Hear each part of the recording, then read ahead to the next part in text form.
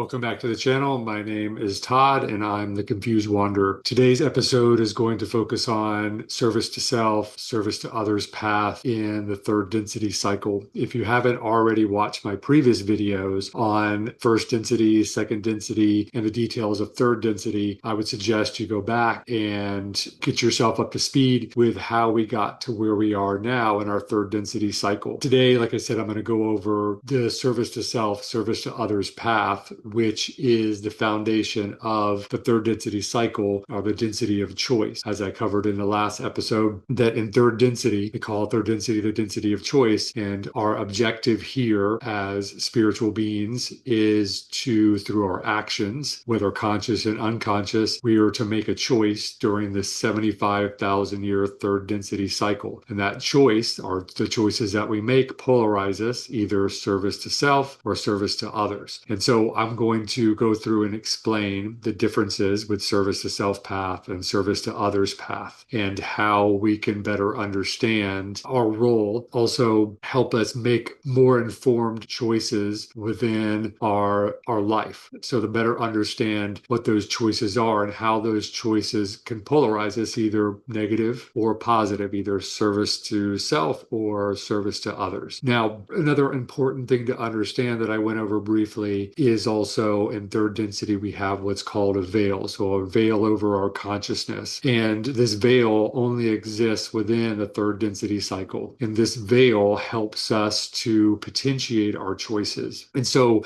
it's keeping us from being able to clearly perceive the real from the unreal. Also, it keeps us from perceiving the way our actions affect our outer environment and people and things, the other entities that we interact with. And so it's like a closed book test in a sense. You know, we spend many different incarnations during our 75,000 year third density cycle. And one thing the veil keeps us from understanding, keeps us from seeing, are our previous lifetimes. So each life, it's like clearing the slate for the next life. So we have no recollection of our previous lives. We don't know the decisions that we made. We don't understand how we've already, through our choices in previous lives, how we've already polarized to a certain extent, whether it be positive or negative. So it gives us a fresh start. Every time that we reincarnate, we start out fresh within our memories, or lack thereof. Now, the polarization that we've made during previous cycles is there, regardless of the veil. It's there existing within our energy centers, because really what our choices are doing is it's giving us a certain type of vibrational imprint on our energy centers. And that's what Ra calls polarization. To generalize that, that's how we polarize. So each choice that we make, whether conscious or unconscious, has a direct effect upon our energy centers. So once we're done with the third density cycle, and it's good to understand this, once we're done with the third density cycle, there's no other higher power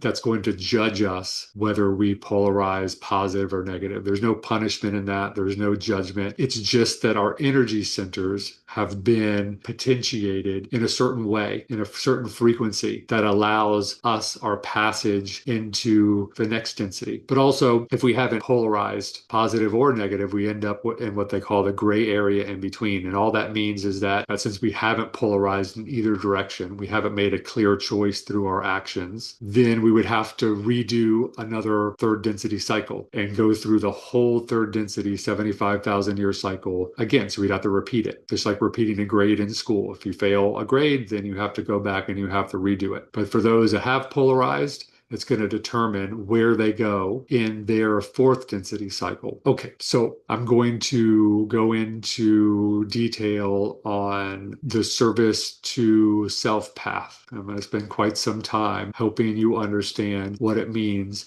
to polarize negative or service to self. It's good for us to understand that, as, you know, most likely the ones watching this video, most likely you're on the service to others path. Now, it's good to understand the service to self path, because in that understanding as a service to others, what they would call candidate, it helps us understand the pitfalls, the manipulations of the service to self path. And also it can help inform us on our decisions, our choices that we make on our path to polarize service to others. Some would say, oh, you don't want to focus on the negative. That's unnecessary to focus too much on the negative. But I have found in my own life, the more I understand the service to self path, the more I can avoid those people on the service to self path, the more I can understand how some of my choices that I make could polarize me more service to self. And so it's a protective measure. Knowledge protects. And so it's good to have that service to self knowledge so you understand what should be avoided to sort of protect yourself and also to avoid calamity in your own life through others projecting their service to self intentions into your life. Because service to self at the end of the day is all about control and manipulation and power over others. Another aspect of the service to self path is manipulation. Manipulation at any means possible, whether large or small. Another aspect of the service to self path is self-aggrandizement, the quintessential narcissist, someone who considers themselves above the rules, an exception to the rule, but also someone who would at the same time try to force other people to the standards of rules that they set, but they would always be considered the exception to that rule, consider themselves allowed to break those rules. They'll have to face punishment or consequences for their actions when they do break the rules. I'm sure you have experienced some of these types of people in your own lives, and there's always a perfect excuse of why they can live outside the rules, why the rules don't apply to them, and why they don't deserve to be held accountable or suffer the consequences of breaking those rules. Another aspect of the service to self path is for someone to be hyper focused on gaining more polarization towards their chosen path. And so a service to self, especially you could say one that has awakened to the fact that they are actually on this path of service to self, they'll be hyper focused on gaining more power, a more extreme level of polarization. There can be those who are aware that the service to self path is actually a path. I think it's easy for those on the service to others path to not grasp that the service to self has their own spiritual teachings, because you see the teachings of the service to others path. You could say that it's written about in the yoga scriptures, it's written about in other spiritual ideologies. There's a lot of literature out there focused around the service to others path, but we're less likely to come across literature that focuses on the service to self path, because the service to self path relies on secrecy and concealment, because it thrives in secrecy, it thrives in manipulation, it thrives in hiding the truth of its existence. So it's easy to miss how the teachings of the service to self path do exist. It is out there. It is in its own way a legitimate path that is being practiced by people consciously, just like we practice the service to others path consciously. But we don't hide our teachings. Our teachings are intentionally available for everyone to learn from and to study and to put into practice in their own lives, because the service to others path does not rely on manipulation. And so once a service to self candidate understands that there exists a service to self path, that's when they can start to become hyper focused on becoming the most powerful service to self candidate that they could possibly become. Ra talks about how the service to self path is in its own way a legitimate path. It's not a path that's necessarily absolutely needed, but it is a path in and of itself. It's considered a way that one can love the creator within. Service to self individual would see themselves as a god, and that by serving that God within themselves, they're serving that creator within, seeing that creator as themselves. So it's a path of service, not necessarily what I would consider the best path. And it's a path that will only take that entity so far, because service to self path only exists into fifth density. They're at their peak of power, service to self, in fourth density, but it's as far as they can go as fifth density. So it's a limited path. Eventually, both service to self and service service to others path eventually merges at one point, and then it's all service to others, all service to the one infinite creator. But now we're just talking about going from third density into fourth density. So that choice you're making in third density, whether it's service to self or service to others, will bring you into service to the creator in one of two forms. And so there'll be a split. And that's why it's important that we make this choice in third density before we could graduate on to the next density. That's a good thing to understand. On the service to self path, there's a certain percentage that you have to be able to polarize to graduate a service to self entity into fourth. 95% of all of your actions have to align with service to self. Now, on service to others path, it's only 51%. So 51% of the choices and actions that you make during your 75,000 year cycle, just 51% of those choices being service to others, will give you the ability to graduate service to others in fourth density. And for service to self, it's much harder because you're working against the natural inclinations of the creator. So the one infinite creator in its essence is service to others. Now, the creator is without polarity in a sense, but you could say the one infinite creator naturally resonates with service to others. And that's why the service to self path takes a 95% polarization towards service to self, because it's an unnatural path. But just like some people naturally love the light, there are others that naturally love the darkness. And so this gives those entities an opportunity to choose that path, which is not necessarily in harmony, in complete harmony with the creator's plan, but that choice is still available. It's important to understand as well that service to self lacks creativity. Creativity is of the service to others path. So you'll find that people on the service to self path will, in a sense, steal from the creativity of the service to others. I'm going to give an example of how service to self, especially an individual or a group of individuals on the service to self path, would use the creative teachings, spiritual teachings from the service to others path to manipulate others into, believing lies or lead people on the service to others path that are well-intentioned down a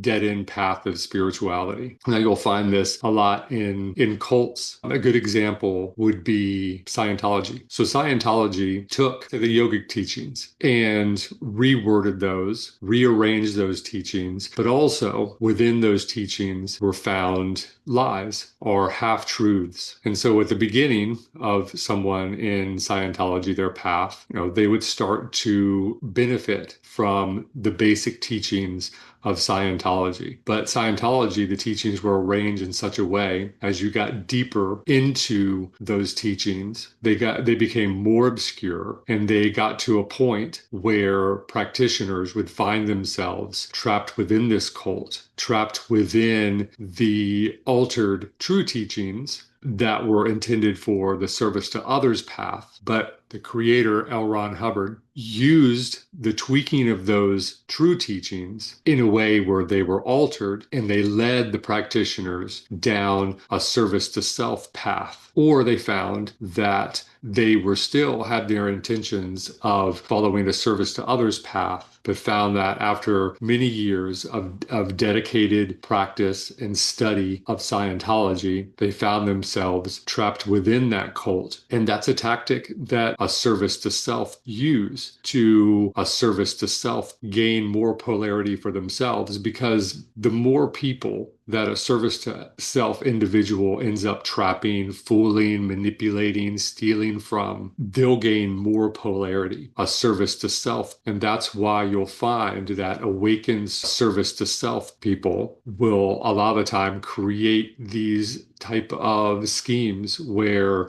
they will use real teachings, real spiritual teachings. When I say real spiritual teachings, meaning the spiritual teachings of the service to others path, they'll use those teachings and they'll arrange those teachings in a way where they get well-meaning practitioners to believe and follow false teachings. And so when a service to others person believes in lies and false teachings, they're giving up their polarity towards service to others. And they're, in a way, they're offering their polarity over to those on the service to self path. And that's a really good example of how the service to self are ambitious for greater power and greater polarization on their chosen service to self path. So, being of service to others, you have to be aware of how you can be fooled by the service to self people, because there's a lot of those false teachings that may seem at the beginning very beneficial and very inspirational and may seem like it's leading you on a service to others path. But after a while, if you look more closely, you'll realize that you've been fooled. And so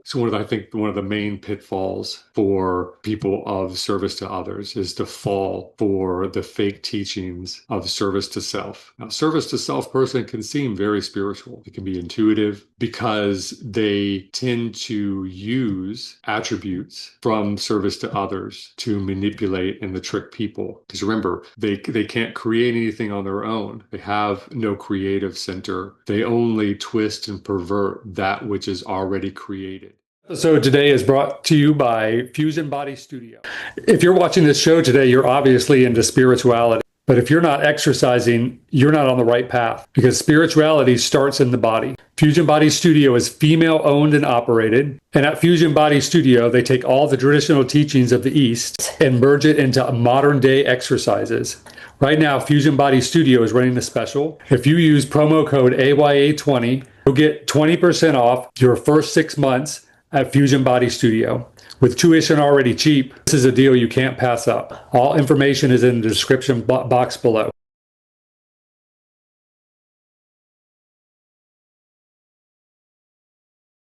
And that which is already created is coming from service to others. It's coming from the one infinite creator, or those that represent the one infinite creator, which is service to others. And so twisting and perverting otherwise positive teachings, but twisting it in such a way as to ensnare well-meaning people. And I think that's their greatest tactic in being able to polarize. Another thing to understand, the biggest difference between the service to self and service to others individual is that the service to self individual will work on potentiating all of their energy centers except what Ra calls the green ray center, which is the heart center. So they, in a way, sort of springboard over the heart center, which is really the fundamental aspect of service to others. But service to self will springboard over that heart center and into the intuitive centers. So that's one of the biggest frequency difference between service to self and service to others. All right, so I feel like that I've gone over the service to self path enough for now. I'll probably come back and explain some other things. And if you have any questions, please let me know down in the comments, and I'll try to answer those questions in future videos. In my opinion, it's important that we fully understand the service to self path so we can understand the pitfalls for the service to others path that are laid by the service to self individuals. There are many pitfalls that the service to self have laid for us, both third density service to self individuals, but also there is an influence on our planet from the fourth density service to self entities. So it's good that we fully understand the service to self path to inform our path and to enable us to avoid any calamities in our own lives, to avoid engaging in believing lies, which holds us up on our path and can lead us down spiritual cul-de-sacs, is what I would call them. Because there's a lot of fake teachings out there that would seem on the surface as positive teachings, but in the end, they're traps laid by service to self to confuse service to others and to harvest our polarity, which is a great benefit to someone on the service to self path. So like I said, in my opinion, it's good to be informed, to study the service to self path path, because that's a protective measure. It's important that we protect ourselves along our path of choice, which is service to others, I would hope. Most of us here, I'm sure, are intentioned to follow the service to others path. So, with that being said, I'm going to move on and I'm going to explain service to others path, which, is more subtle and not quite as overt as the service to self path, probably because it's more in harmony with the creator's plan. So we seem to fit in a little more naturally to the flow of things. We don't cause as many waves, and that's a good thing. So service to others path, its foundation is found within the desire to know the creator, to understand the creator, to understand the creator within, to know ourselves and others, and to see others as part of ourselves, and of course others as part of the same creator that animates the world around us. So an inner seeker would be someone on the service to others path. Service to others path involves compassion, sensitivity, empathy, and a desire to help others. And it's as simple as that. Now, there's no one way to serve others. There are many different ways to be of service. So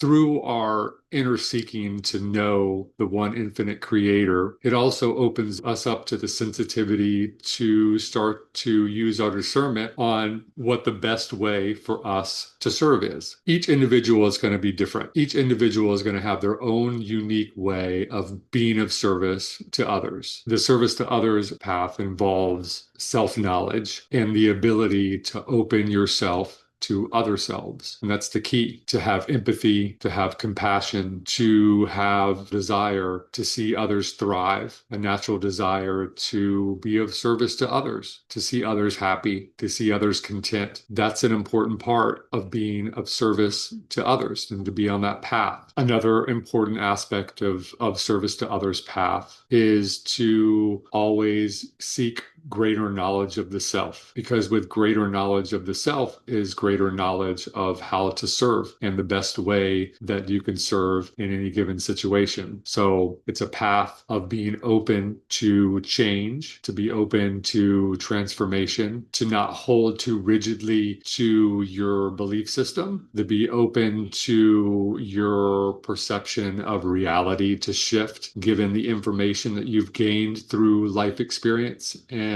through your inner seeking. So you could say that to understand the service to others path is to understand what is not aligned with the service to others path, and to hold too rigidly to belief structure of man-made systems is not along the lines of a service to others path. Rigidity has no place within the service to others path. So it's good to be flexible in the information that you hold and to allow that information to shift and evolve and to change. And so service to others path is a path of learning. It's a path of gaining greater knowledge of yourself and also the world that we live in. The service to others individual won't always necessarily seem like someone on a spiritual path. You don't have to necessarily be engaged in spiritual studies or spiritual practices to be a service to others individual. It doesn't entail you even believing in a higher God or a higher power. Now, most likely service to others people, service to others candidates will believe in a higher power, but it's not necessary. It's not necessary for a service to others person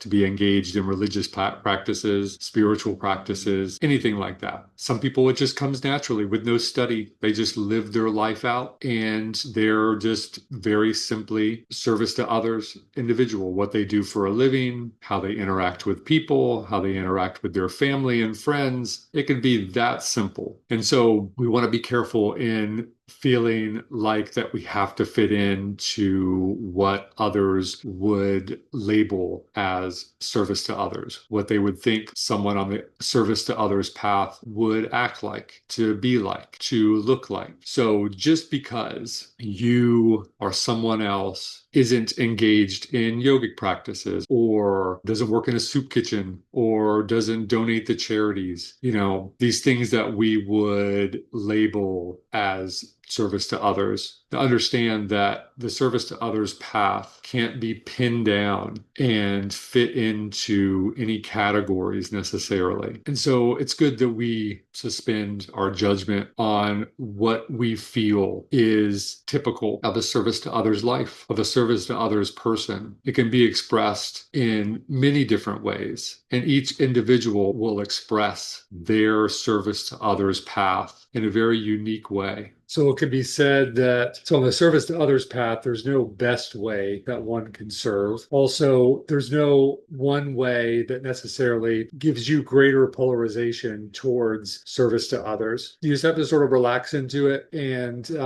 move forward in your life with the intention to serve. Not, you don't need to focus on greater polarization because that, remember, is a service to self attitude. For service to others, all you have to do is polarize 51% service to others to be able to graduate into fourth density positive. Ross says that it's basically equal, even though service to self, you have to gain 95% polarization, meaning that 95% of all your actions have to be geared towards service to self. And it's just as hard to gain 51% polarization on the service to others side. So with that being said, I'm going to close this episode and I'll continually come back to this subject in other episodes and touch on it and refine what I've been talking about. And hopefully you'll join me for future episodes as I dive deeper into other aspects in the third density experience. And so for now, thanks for watching, and I look forward to seeing you next time.